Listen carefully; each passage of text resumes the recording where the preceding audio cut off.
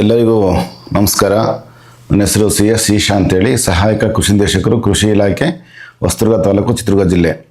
ಇವತ್ತು ನಮ್ಮ ಹೊಸದುರ್ಗ ತಾಲೂಕಿನ ನಮ್ಮ ರೈತ ಬಾಂಧವರ ಜೊತೆ ಸ್ವಲ್ಪ ಮಾತಾಡಲಿಕ್ಕೆ ಕೆಲವೊಂದು ಇಲಾಖೆ ವಿಷಯಗಳ ಬಗ್ಗೆ ಮತ್ತು ಈ ವರ್ಷ ನಮ್ಮ ಮುಖ್ಯವಾಗಿ ಯೂರಿಯಾ ರಸಗೊಬ್ಬರದ ಬಗ್ಗೆ ಕೆಲವೊಂದು ಮಾಹಿತಿ ಹಂಚ್ಕೊಳ್ಳಲಿಕ್ಕೆ ನಾನು ಇಷ್ಟಪಡ್ತೀನಿ.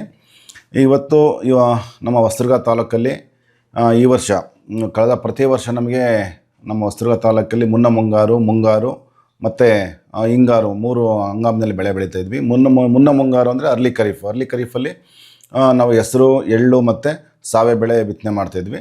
ಮತ್ತು ಸಾಮಾನ್ಯ ಮುಂಗಾರಲ್ಲಿ ಇನ್ನು ಉಳಿದಂಥ ಎಲ್ಲ ಬೆಳೆ, ರಾಗಿ ಇರ್ಬೋದು, ಹೆಸರು ಇರ್ಬೋದು, ಜೋಳ ಇರ್ಬೋದು, ಮುಸ್ಕಿನ ಜೋಳ ಇರ್ಬೋದು, ಹತ್ತಿ, ಶೇಂಗಾ, ಈ ಎಲ್ಲ ಬೆಳೆಗಳನ್ನು ಕೂಡ ಸಾಮಾನ್ಯ ಮುಂಗಾರಲ್ಲಿ ಬೆಳೀತಾ ಇದ್ವಿ. ಈ ವರ್ಷ ನಿಮಗೆಲ್ಲರೂ ಕೂಡ ಗೊತ್ತಿರೋಂಗೆ ನಮ್ಮಲ್ಲಿ ಮುನ್ನ ಮುಂಗಾರು ಅಂದರೆ ಮೇ ಎಂಡಿಂದ ನಮ್ಮದು ಬಿತ್ತನೆ ಸ್ಟಾರ್ಟ್ ಆಗೋದು. 3ನೇ ವಾರ 4ನೇ ವಾರದಲ್ಲಿ ಮಳೆ ಬರೋದು. ಅಶ್ವಿನಿ ಭರಣಿ ಮಳೆ ಬಂತು ಅಂದರೆ ಭರಣಿ ಮಳೆಗೆ ಹೆಸರು ಬೆಳೆ ಚೆನ್ನಾಗಿ ಬಿತ್ತನೆ ಆಗೋದು. ಈ ವರ್ಷ ನಿಮಗೆಲ್ಲರಿಗೂ ಕೂಡ ಗೊತ್ತಿದೆ, ಅಶ್ವಿನಿ ಮತ್ತು ಭರಣಿ 2 ಮಳೆನೂ ಕೂಡ ಕೈ ಕೊಟ್ಟು ಮಳೆ ಬರಲೇ ಇಲ್ಲ. ಮೃಗಶಿರ ಮಳೆ ಒಂದು ಸ್ವಲ್ಪ ಆಯಿತು. ಆ ಬಿದ್ದಂಥ ಮಳೆಗೆ ಸ್ವಲ್ಪ ನಮಗೆ 4600 ಹೆಕ್ಟ್ರು ನಮಗೆ ಹೆಸರು ಬೆಳೆ ಬಿತ್ತನೆ ಆಗೋದು. ಈ ವರ್ಷ ಬರೀ 264 ಹೆಕ್ಟ್ರ್ ಅಷ್ಟೇ ಬಿತ್ತನೆ ಆಗಿದೆ. ಅಂದರೆ ಮಳೆ ಒಂದು ಕೊರತೆಯಿಂದ ಈ ವರ್ಷ ಹೆಸರು ಬೆಳೆ ಬಿತ್ತನೆ ಆಗಲಿಲ್ಲ. ಯಾಕಪ್ಪ ನೋಡಿ, ನಾವು ಮೊನ್ನೆ ಜೂನ್ ತಿಂಗಳ 30ನೇ ತಾರೀಕುವರೆಗೆ ನಮಗೆ 193 mm ಮಳೆ ಆಗಬೇಕಾಯಿತು. 151 mm ಮಳೆ ಆಗಿದೆ. ಈ ವರ್ಷ ನಮ್ಮ ಹೊಸದುರ್ಗ ತಾಲೂಕಲ್ಲಿ 22% ಮಳೆ ಕೊರತೆ ಆಗಿದೆ. ಈಗ 151 mm ಮಳೆ ಆಗಿದೆ ಇದು ನಮ್ಮ ತಾಲೂಕಲ್ಲಿ. ಇದು ಕೂಡ ಅಲ್ಲಲ್ಲಿ ಬಿದ್ದಿರೋದು ಬಿಟ್ಟರೆ ಒಂದು ಯೂನಿಫಾರ್ಮ್ ಆಗಿ ಒಂದು ಕೃಷಿಗೆ ಪೂರಕವಾಗಿ ಮಳೆ ಆಗಿಲ್ಲ. ಆ್ಯಕ್ಚುಲಿ ಅಲ್ಲಲ್ಲೆಲ್ಲ ಸ್ವಲ್ಪ ಮಳೆ ಆಗಿರೋದು ಬಿಟ್ಟರೆ ಎಲ್ಲೂ ಮಳೆ ಆಗಿಲ್ಲ. 22% ಮಳೆ ಕೊರತೆ ಆಗಿದೆ ನಮ್ಮ ಜೂನ್ ಎಂಡಿಗೆ. ಹಾಗಾಗಿ ನಾನು ನಮ್ಮ ರೈತ ಬಾಂಧವರಿಗೆ ಮುಖ್ಯವಾಗಿ ಫಸ್ಟು ಯೂರಿಯಾ ರಸಗೊಬ್ಬರದ ಬಗ್ಗೆ ಒಂದು ಸ್ವಲ್ಪ ಮಾಹಿತಿ ಹೇಳಿ, ಮತ್ತು ನಾನು ಈ ಒಂದು ಮಳೆಯ ಇಂಥ ಒಂದು ಸನ್ನಿವೇಶದಲ್ಲಿ ಏನು ಮಾಡಬೇಕು ಅನ್ನೋದ್ರ ಬಗ್ಗೆಯೂ ಕೂಡ ನಾನು ಮಾಹಿತಿ ಹಂಚ್ಕೊಳ್ಳಿಕ್ಕೆ ಇಷ್ಟಪಡ್ತೀನಿ. ಈಗ ಮೊದಲನೇದಾಗಿ ಯೂರಿಯಾ ರಸಗೊಬ್ಬರ ನಾವು ಪ್ರತಿ ವರ್ಷವೂ ಕೂಡ ನಮ್ಮ ಎಲ್ಲ ಮೇಲಧಿಕಾರಿಗಳು ಮತ್ತು ನಮ್ಮ ಜನಪ್ರತಿನಿಧಿಗಳ ಸಹಕಾರದಿಂದ ಯಾವುದೇ ಒಂದು ಕೊರತೆ, ಬೀಜ ಮತ್ತು ರಸಗೊಬ್ಬರಕ್ಕೆ ಕೊರತೆ ಆಗದಂಗೆ ಪ್ರತಿ ವರ್ಷವೂ ಕೂಡ ನಾವು ಮಾಡ್ಕೊಂಡು ಬಂದಿದ್ದೀವಿ. ಈ ವರ್ಷವೂ ಕೂಡ ನಾವು ಮಾಡ್ತೀವಿ. ಉತ್ತಮವಾಗಿ ನಮ್ಮ ರೈತರಿಗೆ ಯೂರಿಯಾ ರಸಗೊಬ್ಬರ ಆಗ್ಬೋದು, DAP ಆಗ್ಬೋದು, ಈ ಥರ ಯಾವುದೇ ಗೊಬ್ಬರಗಳಾಗಲಿ, ಬೀಜಗಳಾಗಲಿ ಯಾವುದೇ ಕೊರತೆ ಇಲ್ಲದಂಗೆ ನಾವು ನೋಡ್ಕೊಳ್ಳಿಕ್ಕೆ ನಾವು ಬದ್ಧವಾಗಿದ್ದೀವಿ. ಏನಪ್ಪ ನಾನು ಇಲ್ಲಿ ಅಂದರೆ, ಯೂರಿಯಾ ರಸಗೊಬ್ಬರ ನಾನು ಯಾಕೆ ಹೆಚ್ಚಿನ ಪ್ರಮಾಣದಲ್ಲಿ ಬಳಸಬಾರ್ದು ಅನ್ನೋದನ್ನು ನಾನು ಹೇಳಲಿಕ್ಕೆ ಇಷ್ಟಪಡ್ತೀನಪ್ಪ ಅಂದರೆ, ಇವತ್ತು ನೋಡಿ ಯೂರಿಯಾ ಗೊಬ್ಬರ ಏನಾಗಿದೆ, ನಾವು ಭೂಮಿಗೆ ಹಾಕಿ ಇವತ್ತು ಭೂಮಿ ಬರಡಾಗಿ ಭೂಮಿಯಲ್ಲಿದ್ದಂಥ ಸಾರಾಂಶ ಎಲ್ಲ ಹಾಳಾಗಿ ಬರಡಾಗ್ತಾಯಿದೆ. ಯಾಕಪ್ಪ ಅಂದರೆ ಪ್ರತಿ ವರ್ಷ ರೈತರು ಏನು ಮಾಡ್ತಾರೆ, ಈಗ ರಾಗಿ ಬಿತ್ತನೆ ಸ್ಟಾರ್ಟ್ ಆಗ್ತಾಯಿದೆ. ಈಗ ಆದ್ರಿ ಮಳೆಗೆ ಇಂಥ ಒಂದು ಸನ್ನಿವೇಶದಲ್ಲಿ ರೈತರು ತಳಕು ಯೂರಿಯಾ ಹಾಕ್ತಾರೆ ಮತ್ತು ಮೇಲ್ಗೊಬ್ಬರಕ್ಕೂ ಯೂರಿಯಾ ಕೊಡ್ತಾರೆ. ಹಿಂಗೆ ಆಗೋದ್ರಿಂದ ಏನಾಗಿದೆ, ಯೂರಿಯಾ ರಸಗೊಬ್ಬರ ಹಾಕಿ ಇವತ್ತು ಬಿದ್ದಂಥ ಮಳೆ, ಸ್ವಲ್ಪ ಮಳೆಗೆ ಆ ಒಂದು ಯೂರಿಯಾ ಅಂಶ ಪೂರ್ತಿ ಪ್ರಮಾಣದ ಗಿಡಕ್ಕೆ ಸಿಗಲ್ಲ. 60-70 ಭಾಗ ಭೂಮಿಯಲ್ಲೇ ಉಳ್ಕೊಂಡು ಈ ಒಂದು ಬಿದ್ದಂಥ ಮಳೆ ನೀರಿನ ಜೊತೆಗೆ ಕೊಳವೆ ಬಾವಿ ಇರ್ಬೋದು, ಕೆರೆ ಕಟ್ಟೆಗಳು ಇರ್ಬೋದು, ಬಾವಿಗಳು ಇರ್ಬೋದು, ಈ ಥರ ಜಲಚರಗಳಿಗೆ ಸೇರ್ಕೊಂಡು ನಾವು ಕುಡಿಯೋಂಥ ನೀರಿನಲ್ಲೇ ಮತ್ತೆ ನಾವು ಅದನ್ನು ಯೂರಿಯಾ ಅಂಶನ ತಿಂತಾಯಿದ್ದೀವಿ. ಮತ್ತು ನಾವು ಏನು ಗೊಬ್ಬರ ಹಾಕ್ತೀವಿ ಗಿಡಕ್ಕೆ, ಅದು ಪೂರ್ತಿ ಪ್ರಮಾಣ ಸಿಗಲ್ಲ. ಯೂರಿಯಾ ಅಂತಲೇ ಅಲ್ಲ, ಯಾವುದೇ ಗೊಬ್ಬರ ಆಗಲಿ. ಹಾಗಾಗಿ ನಾವು ರೈತರಲ್ಲಿ ಮನವಿ ಮಾಡ್ಕೊತೀನಪ್ಪ ಅಂದರೆ, ವೈಜ್ಞಾನಿಕವಾಗಿ ಏನು ಶಿಫಾರಸು ಮಾಡಿದೆ ಅಷ್ಟು ಪ್ರಮಾಣದಲ್ಲಿ ಮಾತ್ರ ಯೂರಿಯಾ ರಸಗೊಬ್ಬರ ಹಾಕಬೇಕು ರೈತರು. ಅದನ್ನು ಹೆಚ್ಚಿಗೆ ಪ್ರಮಾಣದಲ್ಲಿ, ಇವತ್ತು ಹೆಚ್ಚಿಗೆ ರಸಗೊಬ್ಬರ ಹಾಕೋದ್ರಿಂದ ಬೆಳೆಗಳಿಗೆ ಕೀಟ ರೋಗಗಳು ತುಂಬ ಬರುತ್ತೆ. ಇವತ್ತು ಯೂರಿಯಾ ಹಾಕ್ತೀರಿ, ಬೆಳಗಿನ ಹಸಿರಾಗ್ಬಿಡುತ್ತೆ, ಬಟ್ ಹಂಗೆ ಕೀಟ ರೋಗಗಳು ತುಂಬ ಬಿದ್ದುಬಿಡುತ್ತೆ. ಅದೇ ನೀವು ಬೇರೆ ಕಾಂಪ್ಲೆಕ್ಸ್ ಗೊಬ್ಬರನ ಆಗ್ಬೋದು ಅಥವಾ ಬೇರೆ ರೂಪದಲ್ಲಿ ಯೂರಿಯಾ ಗೊಬ್ಬರ ಕೊಡೋದ್ರಿಂದ ಗಿಡಕ್ಕೆ ಪೂರ್ತಿ ಪ್ರಮಾಣದಲ್ಲಿ ಗೊಬ್ಬರ ಸಿಗುತ್ತೆ. ನೀವು ಇವತ್ತು ಹಸಿರಾಗುತ್ತೆ ಬೆಳೆ, ಇಳುವರಿ ಜಾಸ್ತಿ ಬರುತ್ತೆ ಅಂತ ಒಂದು ಇದರಿಂದ ತುಂಬ ಹಾಕೋದ್ರಿಂದ ಬೆಳೆ ನಿಮಗೆ ಇಳುವರಿ ಜಾಸ್ತಿ ಬರಲ್ಲ. ಯೂರಿಯಾ ಹಾಕೋದ್ರಿಂದ ನಿಮಗೆ ಹಸಿರಾಗಿ ಕಾಣೋದು ಬಿಟ್ಟರೆ ಕೀಟ ರೋಗ ಜಾಸ್ತಿ ಆಗುತ್ತೆ, ಇಳುವರಿ ಕಡಿಮೆ ಆಗುತ್ತೆ, ಭೂಮಿ ಬರಡಾಗುತ್ತೆ, ಮತ್ತು ಎಲ್ಲದಕ್ಕಿಂತ ಮುಖ್ಯವಾಗಿ ಮನುಷ್ಯನ ಆರೋಗ್ಯ ಹಾಳಾಗ್ತಾ ಇದೆ. ಇವತ್ತು ಈ ಥರ ಜಲಚರಗಳಿಗೆ ಸೇರ್ಕೊಂಡು ನಾವು ತಿನ್ನೋಂಥ ಆಹಾರ ವಿಷ ಆಗಿ ಇವತ್ತು ಸಾಕಷ್ಟು ಮಾರಕಗಳು, ಕ್ಯಾನ್ಸರ್ ಇರ್ಬೋದು, ಮಲಬದ್ಧತೆ ಇರ್ಬೋದು, ಅಲ್ಸರ್, ಸಾಕಷ್ಟು ರೋಗಗಳು ಇವತ್ತು ಮನುಷ್ಯನ ಒಂದು ಆರೋಗ್ಯದ ಮೇಲೆ ದುಷ್ಪರಿಣಾಮ ಬೀರ್ತಿದೆ. BP ಇರ್ಬೋದು, ಡಯಾಬಿಟಿಸು, ಇಂಥವೆಲ್ಲ ಯಾಕೆ ಬರ್ತಿದೆಯಪ್ಪ ಅಂದರೆ ಮುಖ್ಯವಾಗಿ ಈ ಒಂದು ಯೂರಿಯಾ ರಸಗೊಬ್ಬರ ಹೆಚ್ಚಿನ ಪ್ರಮಾಣದಲ್ಲಿ ಬಳಸ್ತಾ ಇರೋದ್ರಿಂದ. ಅದೇ ನಾನೆಲ್ಲ ನಮ್ಮ ರೈತ ಬಂದವರು ಮನವಿ ಮಾಡೋದು ಏನಪ್ಪ ಅಂದರೆ, ಈ ಒಂದು ಯೂರಿಯಾ ರಸಗೊಬ್ಬರನ ಕಡಿಮೆ ಮಾಡಿ ಅಂತ ನಾನು ಫಸ್ಟ್ನೇದಾಗಿ ಮನವಿ ಮಾಡ್ಕೊಂತ, ಈಗ ಏನು ಮಾಡಬೇಕಪ್ಪ ಅಂದರೆ ಅದಕ್ಕೆ ಆಲ್ಟರ್ನೇಟಾಗಿ ಏನು ಮಾಡ್ಬೋದು ಸರ್ ಅಂತ ನೀವು ನಮಗೆ ಕ್ವೆಶನ್ ಮಾಡ್ತೀರಾ. ಸಾಕಷ್ಟು ನಮ್ಮ ಹಳೆ ಪದ್ಧತಿಗಳಲ್ಲಿರ್ಬೋದು ಅಥವಾ ಈ ಯೂರಿಯಾನೇ ಜುಡಿಷಿಯಲ್ ಮ್ಯಾನೇಜ್ಮೆಂಟನ್ನು ಒಂದು ವೈಜ್ಞಾನಿಕ ಶಿಫಾರಸು ಪ್ರಮಾಣದಲ್ಲಿ, ಈಗ ನಾವು ಎಕ್ಸಾಂಪಲ್ಲು ರಾಗಿ ಬೆಳೆ ತೊಗೊಂಡ್ರೆ ರಾಗಿಗೆ 40 kg ನೈಟ್ರೋಜನ್ ಹಾಕಬೇಕು, 20 kg ಫಾಸ್ಫರಸ್, 20 kg ಪೊಟ್ಯಾಷ್ ಹಾಕಬೇಕಾಗುತ್ತೆ. 40-20-20 ಪ್ರಮಾಣದಲ್ಲಿ. ಆದರೆ ನಮ್ಮ ರೈತರು ಈಗ 40 ಅಂದರೆ 2 ಚೀಲ ಗೊಬ್ಬರ ಸಾಕು ಯೂರಿಯಾ, ಯಾವುದಕ್ಕೆ ರಾಗಿಗೆ.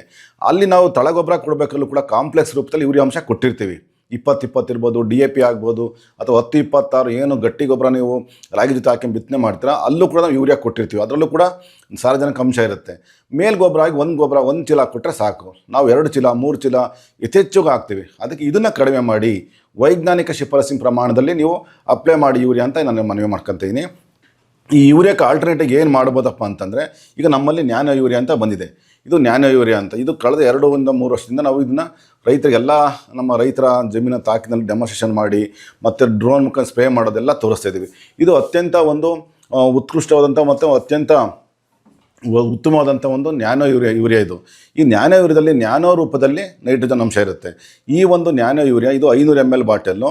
ಇದಕ್ಕೆ 225 ರೂಪಾಯಿ MRP ಇದೆ. ಇದು ಒಂದು ಬಾಟಲ್ಲು 1 ಎಕರೆಗೆ ಸಾಕಾಗುತ್ತೆ ನಮಗೆ.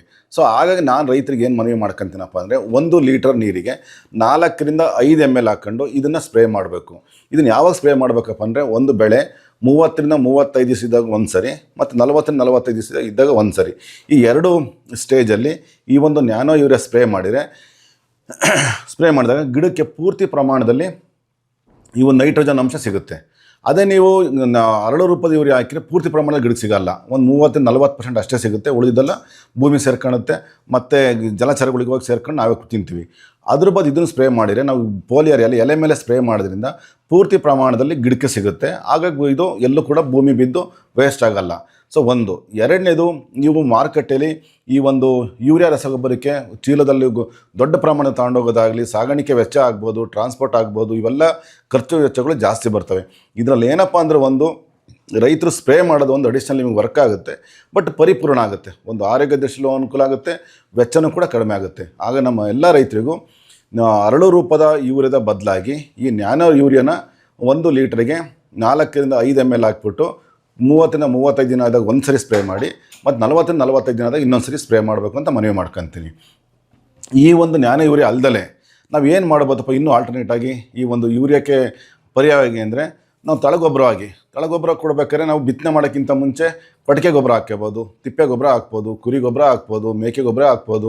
ಇವೆಲ್ಲ ಗೊಬ್ಬರನೂ ಕೂಡ ನೋಡಿ ಸರ್, ನಮ್ಮಲ್ಲಿ ದನ ಕರುಗಳು ಎಲ್ಲ ಅಂತೆಲ್ಲ ಅಂತೀವಿ. ನಾವು ರೈತ ಅಂದಾಗ ಅಟ್ಲೀಸ್ಟ್ ಒಂದು 2 ದನ ಕರುಗಳು 2 ಎತ್ತುಗಳು ಸಾಕೋಬೇಕಾಗುತ್ತೆ, ಕಾಂಪೋಸ್ಟ್ ಮಾಡ್ಕೋಬೇಕಾಗುತ್ತೆ, ಎರೆಹುಳು ಗೊಬ್ಬರ ಮಾಡ್ಕೋಬೇಕಾಗುತ್ತೆ. ಇವನ್ನೆಲ್ಲ ಮಾಡ್ಕೊಂಡಾಗ ನಾವು ಒಂದು ಉತ್ತಮವಾದಂಥ ಒಂದು ಆಹಾರನ ಬೆಳಿಲಿಕ್ಕೆ ನಾವು ಸಾಧ್ಯವಾಗುತ್ತಾ ಹೊರತು, ಈ ಥರ ರಾಸಾಯನಿಕ ಬಳಸಿಬಿಟ್ಟು ರಾಸಾಯನಿಕ ಯೂರಿಯಾ ಗೊಬ್ಬರ ಹಾಕಬೇಕು ಆಗ್ತಲೇ ನಾವು ಬೆಳೆಯೋಕ್ಕಾಗಲ್ಲ. ಆದರೆ ವೈಜ್ಞಾನಿಕವಾಗಿ ಸಮತೋಲನ ಯೂರಿಯಾ ಮತ್ತು ಸಾವಯವ ಎರಡನ್ನೂ ಕೂಡ ಸಮತೋಲನ ಬಳಸಿಬಿಟ್ಟು ನಾವು ಬೆಳೆ ಬೆಳಿಬೇಕಾಗುತ್ತೆ. ಆವಾಗ ನಾವು ಒಂದು ಉತ್ತಮವಾದ ಆಹಾರ ಧಾನ್ಯ ಸಿಗುತ್ತೆ ನಮಗೆ. ಇದು ಕೊಟ್ಟಿಗೆ ಗೊಬ್ಬರ ಅಥವಾ ತಿಪ್ಪೆ ಗೊಬ್ಬರ ಅಥವಾ ಎರೆಹುಳು ಗೊಬ್ಬರನ ತಳಕ್ಕೆ ಹಾಕಬೇಕು. ಎರಡನೇದಾಗಿ ಬಿತ್ತಿದ ನಂತರ ನೀವು ಕೊಟ್ಟಿಗೆ ಗೊಬ್ಬರ ಜೊತೆ ಬಯೋ ಫರ್ಟಿಲೈಸರ್ ಅಂತ ಬರುತ್ತೆ ನಮ್ಮೆಲ್ಲ, ಜೈವಿಕ ಗೊಬ್ಬರಗಳು ಅಂತ ನಮ್ಮ ರೈತ ಸಂಪರ್ಕ ಕೇಂದ್ರಗಳು ಸಿಗುತ್ತೆ, ಹೊರಗಡೆ ಅಂಗಡಿಗಳಲ್ಲೂ ಸಿಗುತ್ತೆ. ಜೈವಿಕ ಗೊಬ್ಬರ ಯಾವುದಿರ್ಬೋದು, ಅಜೋಸ್ಪಿರಿಲಮ್ ಇರ್ಬೋದು, ರೈಜೋಬಿಯಮ್ ಇರ್ಬೋದು, ರೈಜೋಬ್ಯಾಕ್ಟರ್ ಇರ್ಬೋದು, ಅಥವಾ ಈ ಥರ ಬೇರೆ ಮೇಯ್ನಾಗಿ ನಮ್ಮ ಹೊಸದುರ್ಗ ತಾಲೂಕು ಸೂಕ್ತವಾಗಿ ರೈಜೋಬಿಯಮು, ಅಜೋಸ್ಪಿರಿಲಮು, ಅಜೋಬ್ಯಾಕ್ಟರು, ಈ ಒಂದು ಜೈವಿಕ ಗೊಬ್ಬರಗಳನ್ನು ಒಂದು 5ರಿಂದ 10 kg ತಂದುಬಿಟ್ಟು ಒಂದು 100 kg ಕೊಟ್ಟಿಗೆ ಗೊಬ್ಬರದಲ್ಲಿ ಮಿಕ್ಸ್ ಮಾಡಿ ಒಂದು ಸ್ವಲ್ಪ ನೀರು ಚಿಮ್ಮಿಸಿ ನೆರಳಲ್ಲಿ ಇಡಬೇಕು.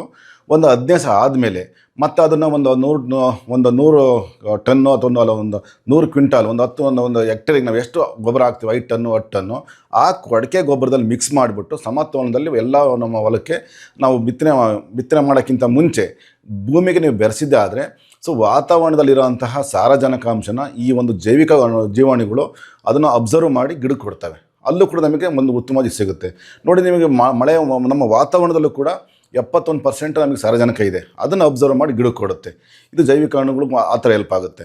ನ್ಯಾನೋ ಯೂರಿಯಾ ಆಯಿತು, ಕಾಂಪೋಸ್ಟ್ ಗೊಬ್ಬರ ಆಯಿತು, ಇವೆಲ್ಲವನ್ನೂ ಕೂಡ ಜೊತೆಗೆ ಇನ್ನೂ ಒಂದು ಮುಖ್ಯವಾಗಿ ಏನಪ್ಪ ಅಂದರೆ ಜೀವಾಮೃತ ಅಂತ ನಾವು ಹೇಳ್ತೀವಿ. ಜೀವಾಮೃತ ನಮಗೆ ಅಮೃತ ಇದ್ದಂಗೆ. ಅದು ನೀವು ಗಿಡಗಳಿಗೆ ಎಲ್ಲೆಲ್ಲಿ ನೀವು ಮುಖ್ಯವಾಗಿ ಒಂದು ಟ್ರಯಲ್ ಮಾಡಬೇಕು ಅಂದರೆ, ಒಂದು ಅರ್ಧ ಎಕರೆಗೆ ಅಥವಾ ಒಂದು 10 ಗುಂಟೆಗೆ ಅಥವಾ ನಿಮ್ಮ ಅಡಿಕೆ ತೋಟ, ತೆಂಗಿನ ತೋಟಗಳಿಗೆ ಜೀವಾಮೃತ ಮಾಡ್ಕೊಳ್ಳಿ. ಜೀವಾಮೃತ ಮಾಡಿ ನೀವು ಹಾಕಿದ್ದೆ ಆದರೆ, ಸೊ ನೀವು ಅಡಿಕೆ ಮತ್ತು ತೆಂಗಲ್ಲಿ ಒಂದು ಅರಳು ಉದುರಲ್ಲ. ಅಷ್ಟೇ ಅಲ್ಲದೆ ನಿಮ್ಮ ಭೂಮಿ ಒಳ್ಳೆ ಹೂವದಂಗೆ ಆಗುತ್ತೆ. ಜೀವಾಮೃತ ಹೆಂಗಪ್ಪ ಮಾಡ್ಕೊಳ್ಳೋದು ಅಂತಂತಂದರೆ, ಒಂದು 10 kg ಸಗಣಿ ಒಂದು ನಾಟಿ ಹಸಿಂದ ತುಂಬ ಒಳ್ಳೆಯದು, ಒಂದು 10 ಲೀಟ್ರು ದನಿಂದ ಗಂಜಲ, ಮತ್ತು ಒಂದು 5 kg ಬೆಲ್ಲ, 2 kg ದ್ವಿದಳ ಧಾನ್ಯ ಹಿಟ್ಟು, ಮತ್ತು 1 ಇಡಿ ಮಣ್ಣು. ಆ 1 ಇಡಿ ಮಣ್ಣು ಎಲ್ಲಿದಪ್ಪ ಅಂದರೆ, ನೀವು ಯಾವ ಹೊಲಕ್ಕೆ ಹಾಕಬೇಕು ಈ ಜೀವಾಮೃತ ಅಂದ್ಕೊಂಡಿದ್ರಲ್ಲ ಆ ಹೊಲದ 1 ಇಡಿ ಮಣ್ಣು. ಇದನ್ನು 10 kg ಗಂಜಲ, 10 kg ಸಗಣಿ, ಇದನ್ನು ಒಂದು 200 ಲೀಟ್ರ್ ಡ್ರಮ್ಮಿಗೆ ಹಾಕ್ಬಿಟ್ಟು, ಮತ್ತು 5 kg ಬೆಲ್ಲ, ಮತ್ತು 2 kg ದ್ವಿದಳ ಧಾನ್ಯ ಹಿಟ್ಟು. ದ್ವಿದಳ ಧಾನ್ಯ ಹಿಟ್ಟು ಅಂದರೆ ಅಲಸಂದೆ ಇರ್ಬೋದು, ಕಡಲೆ ಇರ್ಬೋದು, ಹುರುಳಿ ಇರ್ಬೋದು, ಈ ಥರ ದ್ವಿದಳ ಧಾನ್ಯಗಳು ಇಟ್ಟು ಮತ್ತು ಒಂದು ಇಡೀ ಮಣ್ಣನ್ನು ಇದನ್ನು ಹಾಕ್ಬಿಟ್ಟು ಕ್ಲಾಕ್ ವೈಸು 7 ದಿನ ಬೆಳಿಗ್ಗೆ ಮತ್ತು ಸಾಯಂಕಾಲ ತಿರುಗಬೇಕು. ಮತ್ತು 7 ದಿನ ಆದಮೇಲೆ ಆ 200 ಲೀಟ್ರು ಏನು ಜೀವಾಮೃತ ರೆಡಿ ಆಗುತ್ತೆ ಅದನ್ನು ಪ್ರತಿಯೊಂದು ಅಡಿಕೆ ಗಿಡ ಇರ್ಬೋದು, ತೆಂಗಿನ ಗಿಡಕ್ಕೆ ಒಂದು 3 ಲೀಟ್ರ್ 4 ಲೀಟ್ರನ್ನ ವರ್ಷದಲ್ಲಿ 2 ಸರಿ ನೀವು ಮಾಡಿ ಹಾಕಿದ್ದೆ ಆದರೆ ನಿಮ್ಮ ಗಿಡ ಎಷ್ಟು ಫಲವತ್ತಾಗಿ ಬರುತ್ತೆ ಮತ್ತು ಎಷ್ಟು ರೋಗ ಮುಕ್ತವಾಗಿರುತ್ತೆ ನೀವು ಅಬ್ಸರ್ವ್ ಮಾಡಿ ನೋಡ್ಬೋದು. ಇದು ಜೊತೆಗೆ ನಾನು ನಮ್ಮ ಕೃಷಿ ಬೆಳೆ ಮಾಡಿದಾಗ ಒಂದು ಅರ್ಧ ಎಕರೆ ಟ್ರಯಲ್ ಮಾಡಿ ನೋಡಿ. ಯಾವುದು ರಾಗಿ ಇರ್ಬೋದು, ಸಾವೆ ಇರ್ಬೋದು, ಅಥವಾ ನಿಮ್ಮ ತರಕಾರಿ ಬೆಳೆಗಳಿಗೆ ಸಾಲ್ಗಂಡು ಒಂದು ಬಕೆಟಲ್ಲಿ ಉಯ್ಕೊಂತ ಹೋಗ್ಬಿಟ್ರೆ ಸೊ ನಿಮಗೆ ಯೂರಿಯಾ ನೀವೇನು ಈ ಯೂರಿಯಾನು ಬೇಡ, ನಿಮಗೆ ಅರಳು ರೂಪದ ಯೂರಿಯಾನು ಬೇಡ. ನಿಮ್ಮದು ಆರೋಗ್ಯ ಎಷ್ಟು ಚೆನ್ನಾಗಿರುತ್ತೆ, ಎಷ್ಟು ಉತ್ತಮವಾಗಿರುತ್ತೆ ನೀವೇ ಅಬ್ಸರ್ವ್ ಮಾಡ್ಬೋದು. ಇದನ್ನು ನಾವು ಯಾಕೆ ಹೇಳ್ತಿದ್ದೀವಪ್ಪ ಅಂತಂದರೆ ಇವತ್ತು ಭೂಮಿಯ ಫಲವತ್ತತೆ ಕ್ಷೀಣಿಸಾಗಿ ಇವತ್ತು ಮನುಷ್ಯನ ಆರೋಗ್ಯನೂ ಹಾಳಾಗ್ತಾ ಇದೆ, ಭೂಮಿ ಆರೋಗ್ಯನೂ ಹಾಳಾಗ್ತಾ ಇದೆ, ಅಲ್ಟಿಮೇಟ್ ಇವತ್ತು ಮನುಷ್ಯನ ಜೀವಂತ ಅವಧಿ ಹಾಳಾಗ್ತಾ ಇದೆ. ಸೊ ಇವೆಲ್ಲ ಕಾರಣದಿಂದ ಇವತ್ತು ಸರ್ಕಾರ ಸಾಕಷ್ಟು ಹೆಚ್ಚಿನ ಒಂದು ಗಮನ ಕೊಟ್ಟು ವೈಜ್ಞಾನಿಕ ರೂಪದಲ್ಲಿ ಈ ಯೂರಿಯಾ ರಸಗೊಬ್ಬರನ ಬಳಸಬೇಕು ಅಂತೇಳಿ ಈ ಒಂದು ಹೊಸ ಟೆಕ್ನಾಲಜಿ ತಂದಿದೆ. ದಯವಿಟ್ಟು ಇದೆಲ್ಲರೂ ಇದನ್ನು ಬಳಸಬೇಕು. ಇದ್ರದ್ದು ರೇಟ್ 225 ರೂಪಾಯಿ.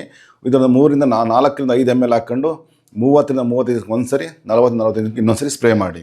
ಈ ಒಂದು ಭೂಮಿಗೆ ಹೆಚ್ಚಿನ ಪ್ರಮಾಣದಲ್ಲಿ ಯೂರಿಯಾ ರಸಗೊಬ್ಬರ ಬಳಸೋದನ್ನು ಬಿಡಬೇಕು. ನ್ಯಾನೋ ಯೂರಿಯಾನ ಯೂಸ್ ಮಾಡಬೇಕು.